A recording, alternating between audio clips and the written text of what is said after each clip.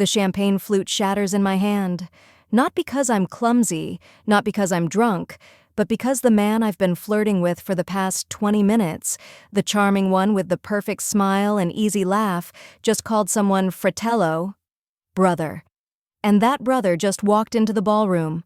6'3" of tailored menace.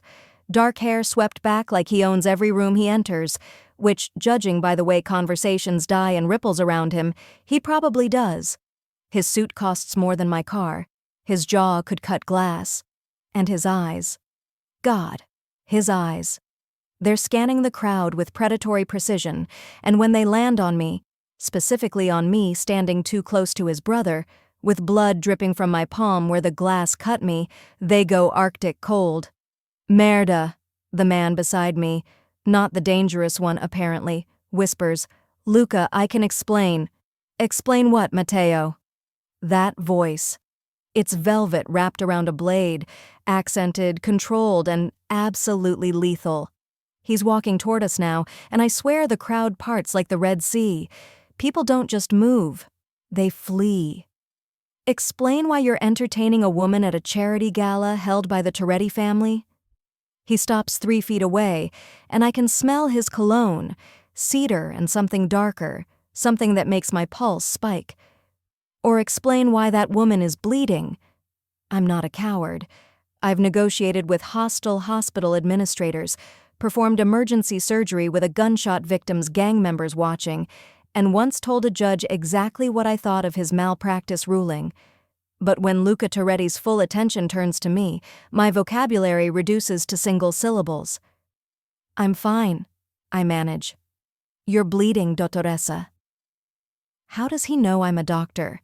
His hand moves, slowly, deliberately, and produces a pristine white handkerchief. He doesn't hand it to me. He takes my wrist. The world narrows to the point where his fingers circle my pulse. Your heart is racing, he observes. His thumb presses against the vein, and I know he can feel exactly how terrified or aroused my traitorous body isn't making distinctions. I am. That's because you're terrifying, I say. Wrong thing to say. Or right thing, because his mouth curves microscopically. Am I? He wraps the handkerchief around my palm with surgical precision, which is ironic because I'm the surgeon. But my hands are shaking, and his are steady. Matteo, he says, never breaking eye contact with me. Leave. Luca, I didn't know. Now. I hear Matteo retreat. Smart man. What's your name, dottoressa? Luca asks, finishing the makeshift bandage with a knot that's both secure and gentle. Elena. My last name stays locked behind my teeth. Some instinct, probably the one that's kept me alive through Detroit's most dangerous neighborhoods, tells me giving him more information is dangerous. Elena. He repeats it like he's testing how it tastes. You were flirting with my brother. It's not a question, but I answer anyway. He approached me. I was polite. Polite. His eyes dropped to where Matteo's hand was on my waist 5 minutes ago. Is that what you call it? I call it networking. This is a charity gala, that's what people do. Not with my family, they don't. The possessiveness in those 4 words sends ice down my spine. This isn't jealousy. It's ownership, like I've trespassed on private property. I didn't know he was your brother, I say, lifting my chin. And even if I did, I'm not accountable to you for who I talk to. Silence. Then he laughs, low, dark, utterly without humor. Do you know who I am, Elena? Should I? His expression shifts. Not anger. Something worse. Interest. Most people in this room would die before speaking to me the way you just did. Then most people in this room have no spine. I don't know where this bravado is coming from. Maybe it's the adrenaline. Maybe it's the 3 sleepless nights I've just survived in the ER. Maybe it's because something about this man, this clearly dangerous, clearly powerful man, makes me want to push back. He steps closer, close enough that I have to tilt my head back to maintain eye contact. Let me be very clear, dottoressa. His voice drops to a register that vibrates through my chest. My brother is charming. He's safe. He's the Toretti every woman wants. His hand comes up, slowly giving me time to flinch away, but I don't, and his knuckles brush my cheekbone. But you don't want safe, do you, Elena? My breath catches. I came here to support the hospital's fundraiser, I whisper. Not to play games with what? Say it. With Mafia bosses. There. It's out. The word that's been hovering between us since he walked over. His smile is wolfish. So you do know who I am. Everyone knows the Toretti family runs half of Detroit's port trade. I force steadiness into my voice. I'm not an idiot. No, he agrees, his thumb now tracing my jaw. You're not, which makes me wonder why you're still standing here instead of running. Would you let me run? No. The honesty is jarring and arousing, which is deeply concerning for my mental health. Then why would I waste the energy? His laugh is genuine this time, surprised and dark and rich. Wrong brother, Bella Mia, he murmurs, and then he's releasing me, stepping back, adjusting his cufflinks like he didn't just unravel my entire nervous system. You should have chosen me from the start. I didn't choose anyone. But you will. And then he's gone, swallowed by the crowd that reforms around him like water around a shark. I stand there, hand throbbing where the glass cut me, pulse thundering, very aware that I just had the most dangerous conversation of my life. What I don't know yet, what I won't know for another 3 hours when I find the black envelope slipped under my apartment door, is that Luca Toretti doesn't make idle promises. The note inside has 6 words in elegant script. Tomorrow, noon, my office, don't disappoint me, and a black rose, I don't go. Of course I don't go. I'm a cardiac surgeon at Detroit Memorial with a 98% survival rate, a medical degree from Johns Hopkins, and a functioning sense of self-preservation. Men like Luca Toretti don't send polite invitations, they send threats wrapped in expensive paper. So I do what any rational woman would do. I throw the note away, block the incident from my mind, and spend Saturday morning reviewing patient charts in my apartment. I make it until 11:47 a.m. before the knock comes. Not a polite knock. A "you will open this door" knock.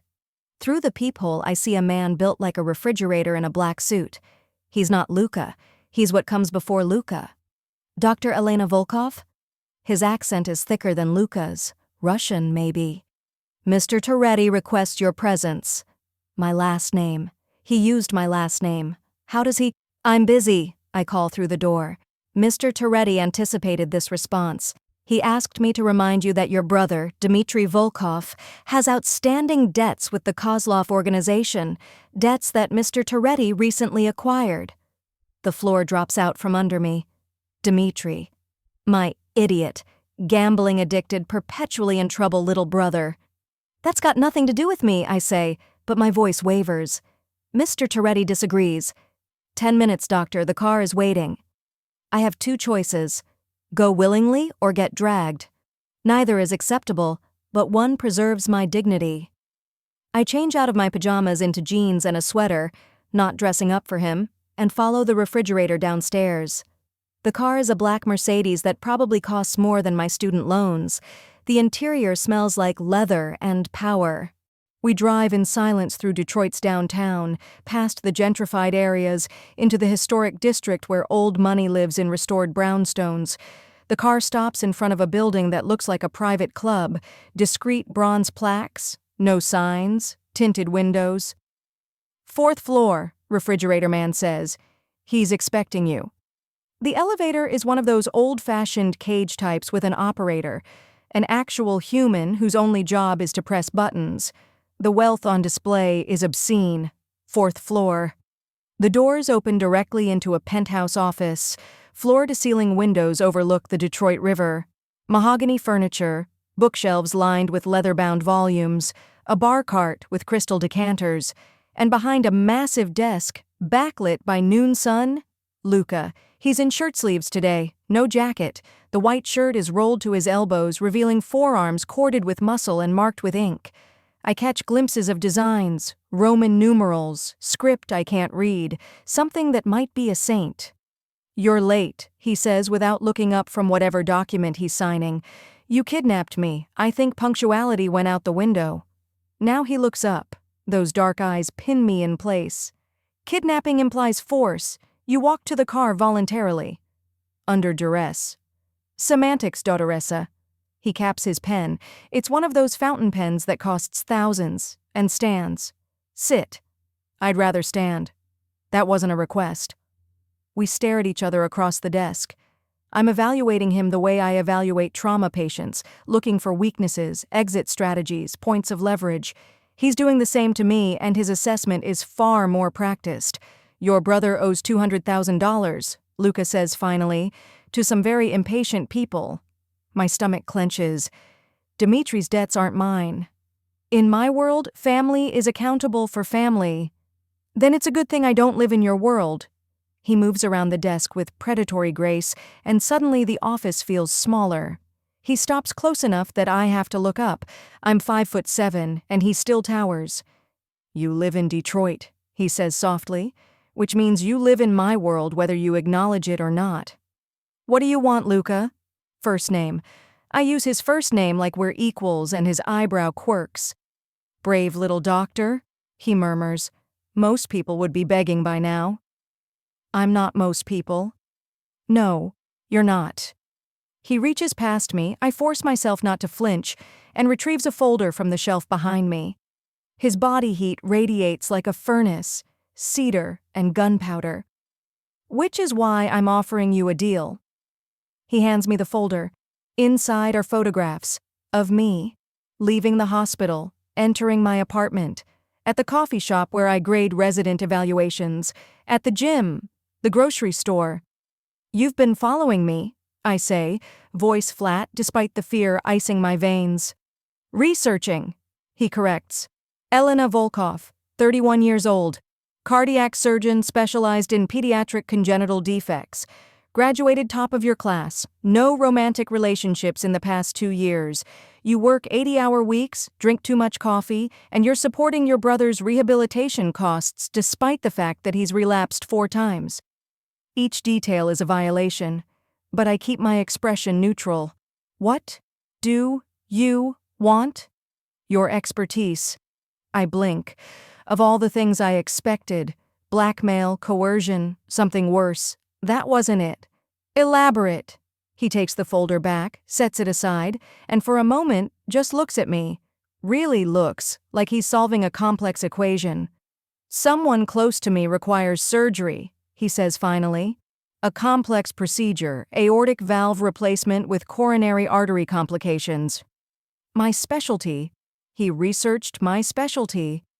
"Take him to Mayo Clinic, Detroit Memorial, any teaching hospital, not an option." "Why?" "Because the person who needs surgery can't step foot in a hospital without multiple federal agencies being notified." Oh. You want me to perform illegal surgery on a wanted criminal?" I say slowly. "I want you to save my father's life." The admission costs him something. I see it in the tightness around his eyes. This isn't just business, it's personal. "No," I say immediately. "Absolutely not. I could lose my license, go to prison.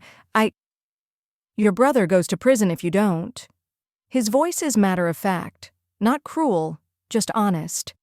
"The Kozlov organization doesn't forgive debts, Elena.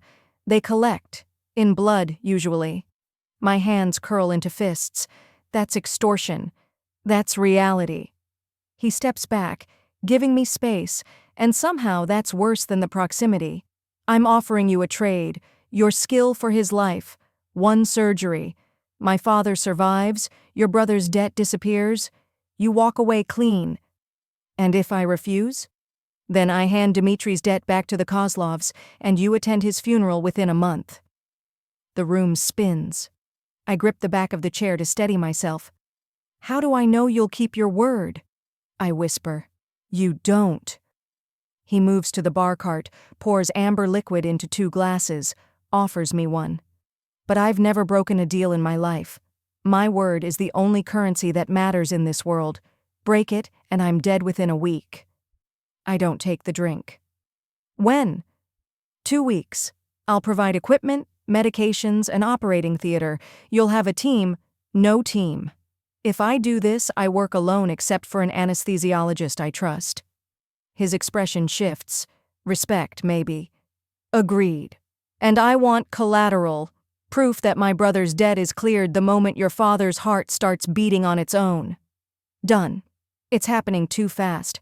I'm agreeing to perform surgery on a Mafia don in some underground facility, and I'm negotiating terms like, this is a hospital contract.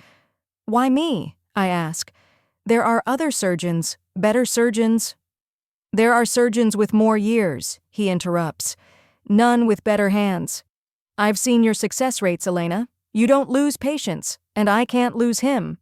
The vulnerability in that last sentence cracks something in my chest. I need 72 hours to review his medical history, I hear myself say. Full cardiac workup, EKG, echocardiogram, blood work, imaging. I don't go into surgery blind. You'll have everything by tonight. And I need to see the operating theater beforehand. If it's not up to standard, it will be. We're close again. I didn't notice him moving, but he's right there, and his hand comes up to cup my jaw.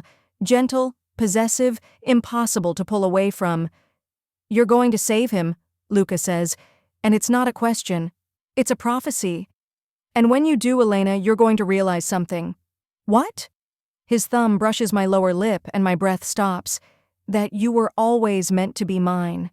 Then he's releasing me, returning to his desk, dismissing me like we just discussed stock portfolios instead of illegal surgery and fated connection. Matteo will drive you home. The medical files will arrive at 6 p.m. I'll send a car Monday morning. I should argue, refuse, run. Instead, I walk to the elevator on shaking legs, very aware that I just made a deal with the devil. And the worst part? I'm not sure I want to break it. The files arrive at 5:47 p.m. in the hands of a different man, older, silver-haired, with the demeanor of someone who's seen too much. Dr. Volkov. He inclines his head respectfully. I'm Dr. Armand Castellano. I'll be your anesthesiologist. I stare. You're board certified, yes. Retired from Presbyterian Hospital 3 years ago. His smile is tired. The Toretti family has had my loyalty for 30 years, doctor. Don Salvatore saved my daughter's life when she was 16. I owe him this. Loyalty built on debt, the currency of this world. I let him in, and we spread the files across my dining table. The medical history is extensive.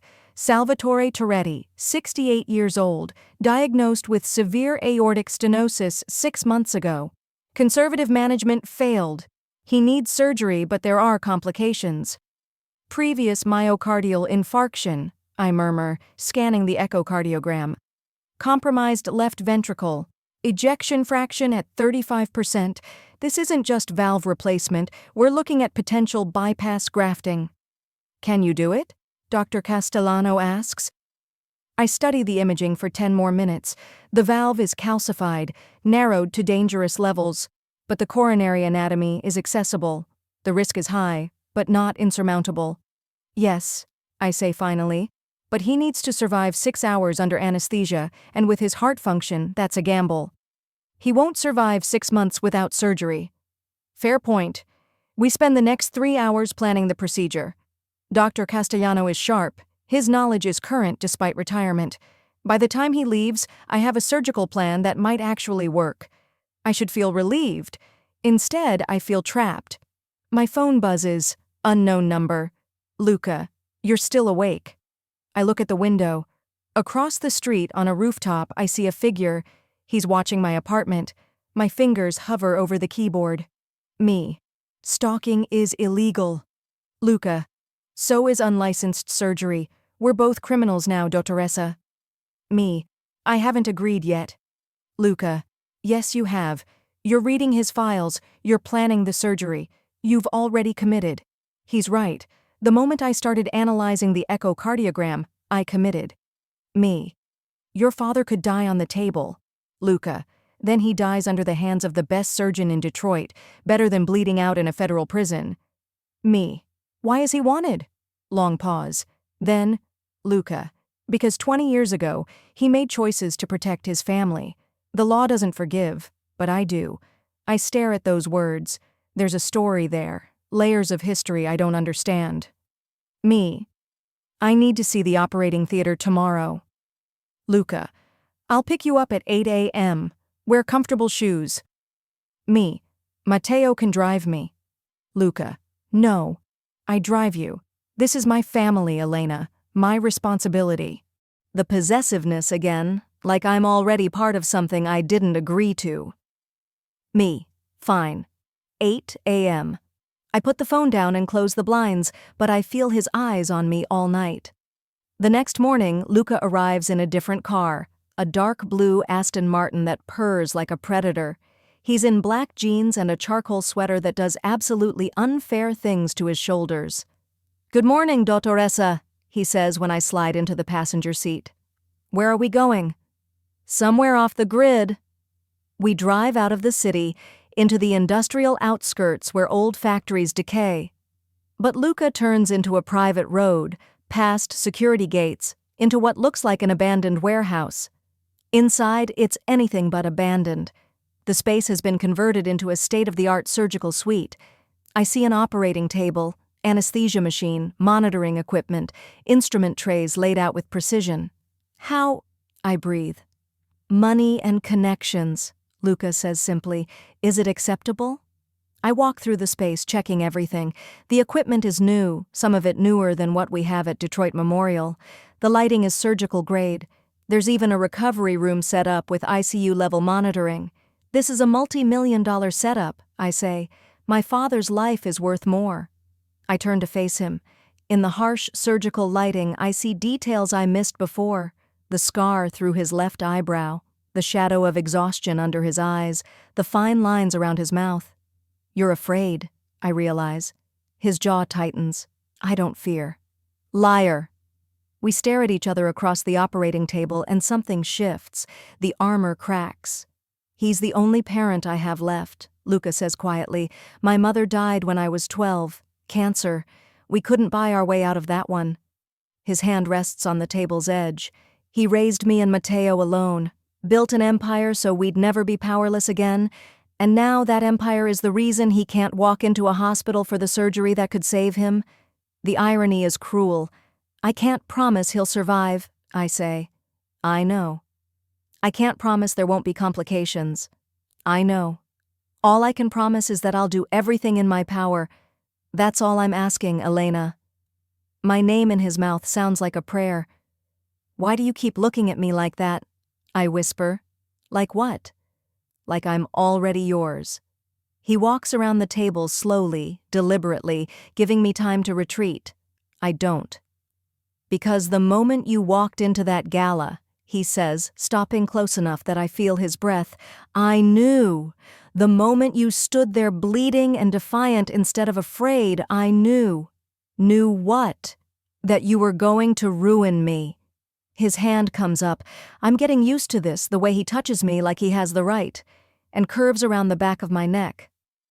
"I don't do relationships," I say, pulse hammering. "I don't have time. I don't have space in my life for what? Say it." "For dangerous men who think they own everything they touch." His smile is slow and devastating. "I don't think I own you, Elena." His forehead drops to mine, and the intimacy of it steals my breath. "But I will. Give me time." "You're insane." "Probably." And then, God help me, I'm the one who closes the distance. The kiss is not gentle. It's 2 weeks of tension, fear, anger, and unwanted attraction combusting. His hand fists in my hair. My fingers dig into his sweater. He tastes like espresso and sin, and when he groans against my mouth, I feel it in my bones. He breaks away first, breathing hard, eyes wild. "Christo," he mutters. "We can't." "No," I agree, stepping back.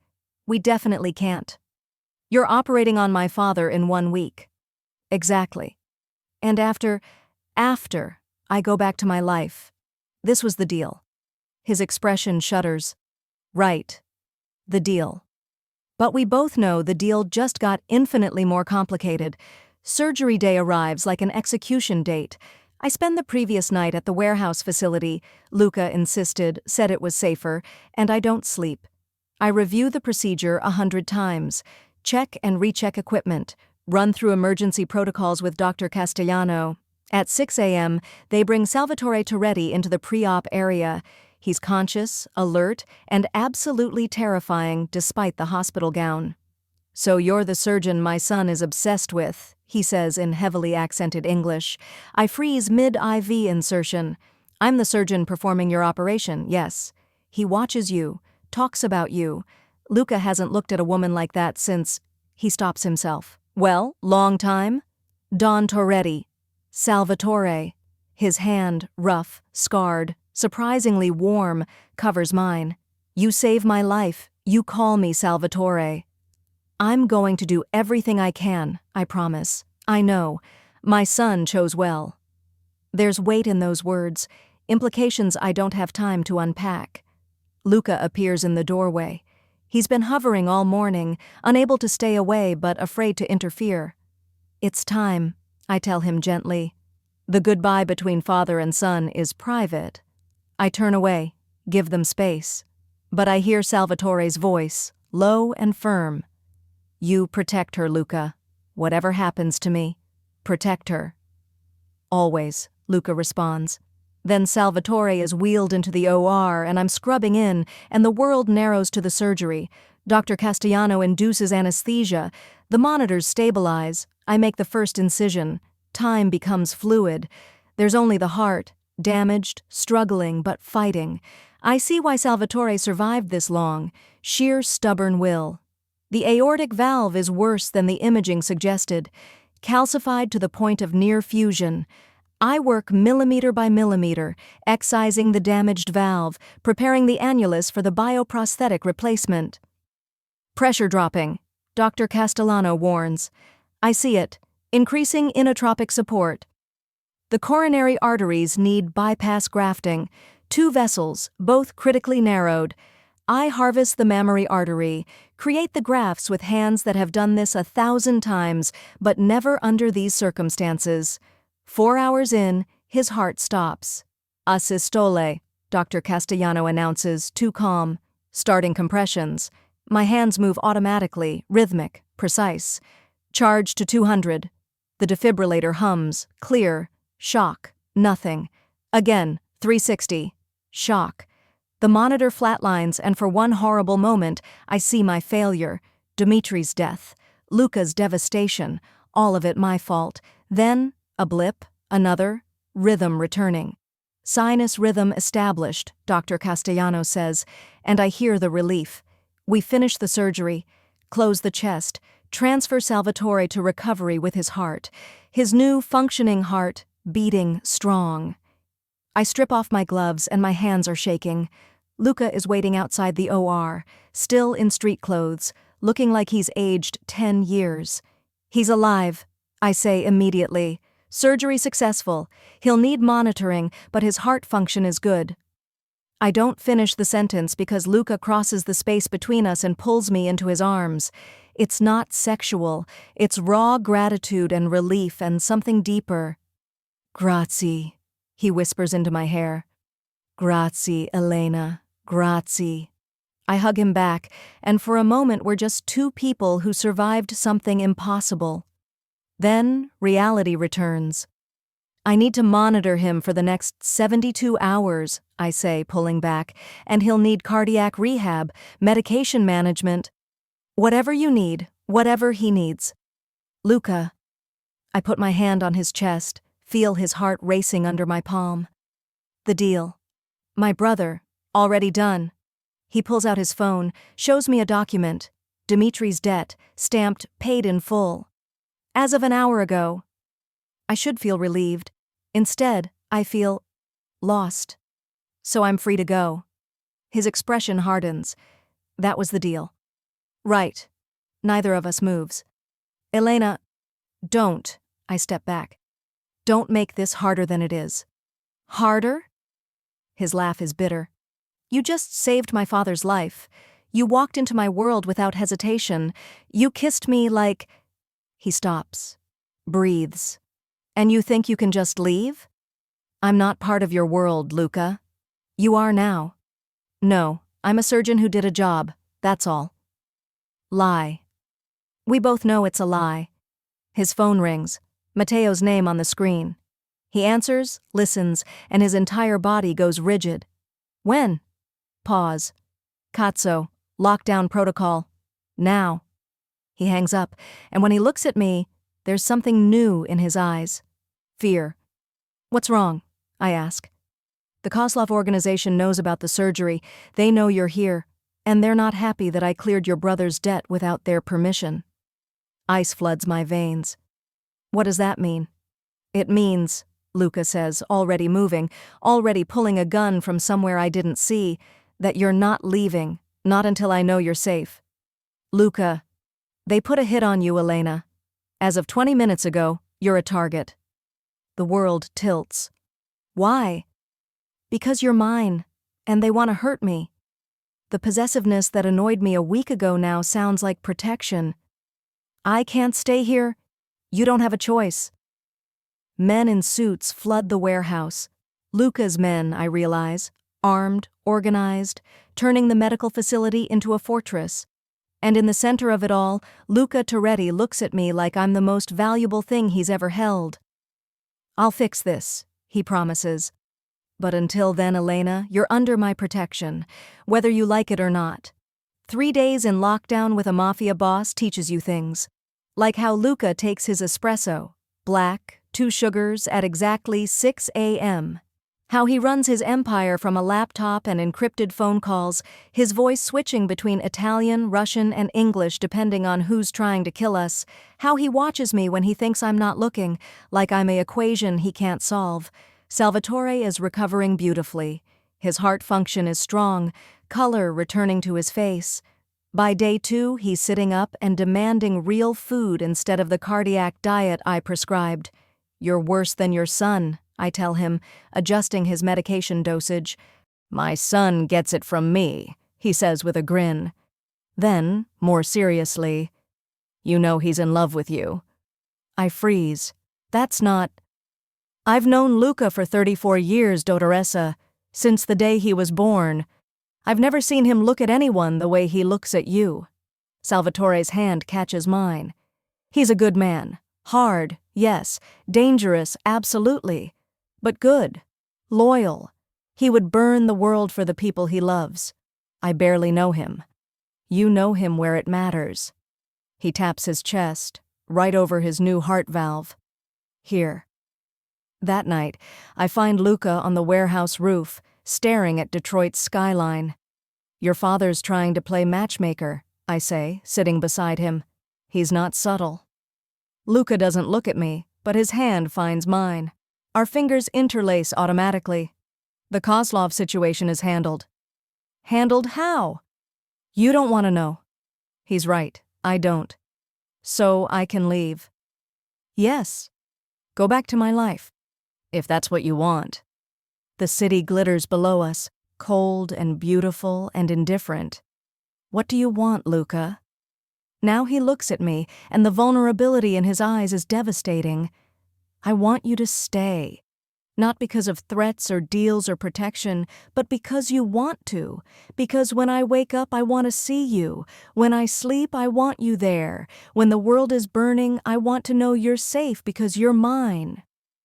I'm not something to own. No, you're someone to cherish, protect, love. He cups my face with both hands. I'm not asking you to join my world, Elena. I'm asking you to let me into yours. I work 80-hour weeks. I'm married to my job. I have baggage and trauma and a brother who's going to relapse again. I run a criminal empire. I have enemies who want me dead.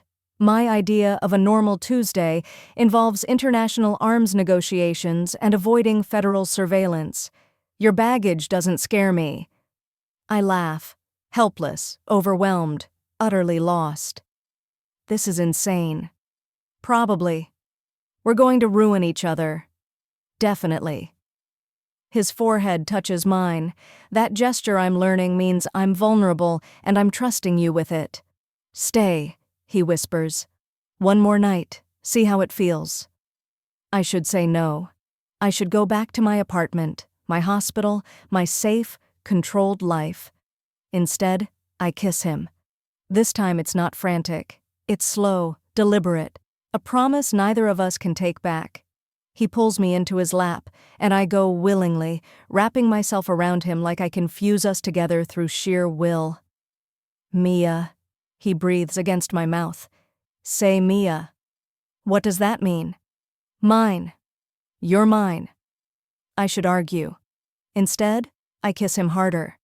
We stay on that roof until dawn, tangled together, and when the sun rises over Detroit, something shifts.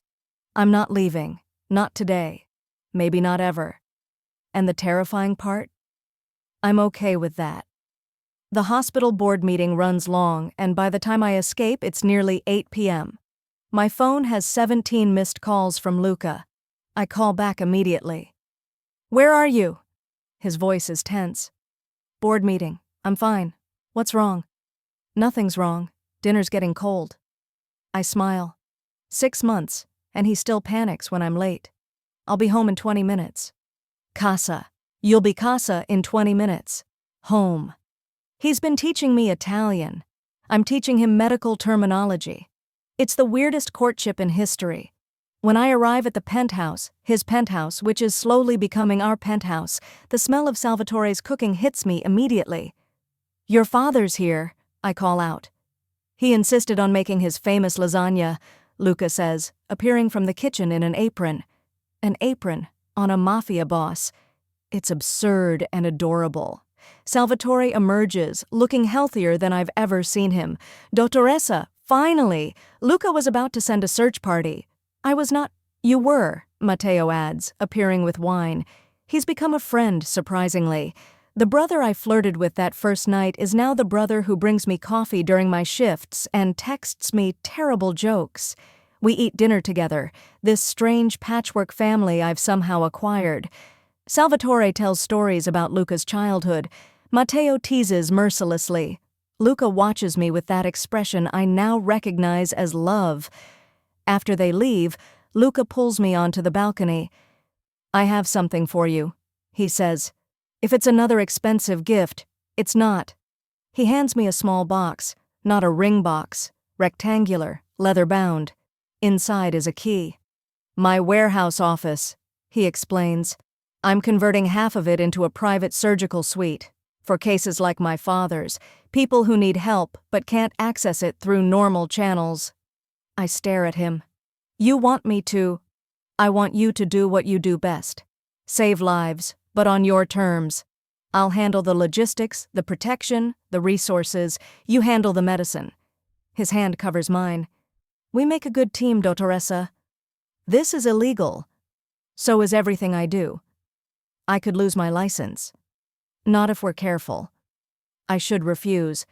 But I think about the patients I've lost because they couldn't afford care, the ones who slipped through the cracks, the ones the system failed. Okay, I whisper. His smile is brilliant. Okay? Yeah, let's be criminals together. He kisses me then, slow, deep, full of promise. I love you, he says against my lips. I'm completely, utterly ruined for anyone else. Good, I reply, because you're stuck with me now. Grazie a Dio. We stand there, wrapped in each other, overlooking the city we're both trying to save in our own complicated ways. I never expected this. The surgeon and the Mafia boss, the healer and the destroyer. But somehow, we fit. And I wouldn't change it for anything. 3 months after that balcony conversation, the underground clinic becomes real. We open quietly. No announcements, no publicity, just word of mouth through the channels Luca controls. A whisper network for the desperate. If you need surgery and can't go to a hospital, there's a doctor who'll help. My first patient is a 17-year-old girl named Maria. Gunshot wound to the abdomen, afraid to go to the ER because she's undocumented and witnessed a crime. She'll die without intervention. I save her. The second is a man from Luca's organization, stabbed in a territory dispute, bleeding internally. I repair his spleen at 2 a.m. while Luca holds the retractor and doesn't flinch once at the blood. You're good at this, I murmur, focused on the suturing. I've stitched my own wounds before, he replies calmly. This is cleaner. By month 3, we've performed 12 surgeries, a success rate I'm quietly proud of. But tonight, everything changes. I'm in the middle of a hernia repair when Luca's phone buzzes insistently. He glances at it, and his entire body goes rigid. Merda, he breathes. What? I don't look up. I'm in a critical phase of the mesh placement. Finish quickly. We have a situation. The tone in his voice makes my hands move faster. I complete the closure in record time, ensure the patient is stable in recovery with Dr. Castellano monitoring, and strip off my gloves. Talk, I demand. Luca's expression is granite. The FBI knows about the clinic. My blood turns to ice. How? Someone talked. I don't know who yet, but they're building a case. Wiretaps, surveillance. They have enough to raid this facility within the week. I sink into a chair, mind racing. So we shut down, destroy the evidence. I go back to the hospital. They have you on camera, Elena. Entering this building 17 times in 3 months. They have patient transport records, medication procurement trails. His hand runs through his hair. A tell I've learned means he's barely holding control. They're not just coming for the clinic. They're coming for you. The room spins. My medical license. My career. Everything I've worked for since I was 18 years old. There has to be a way out, I whisper. There is.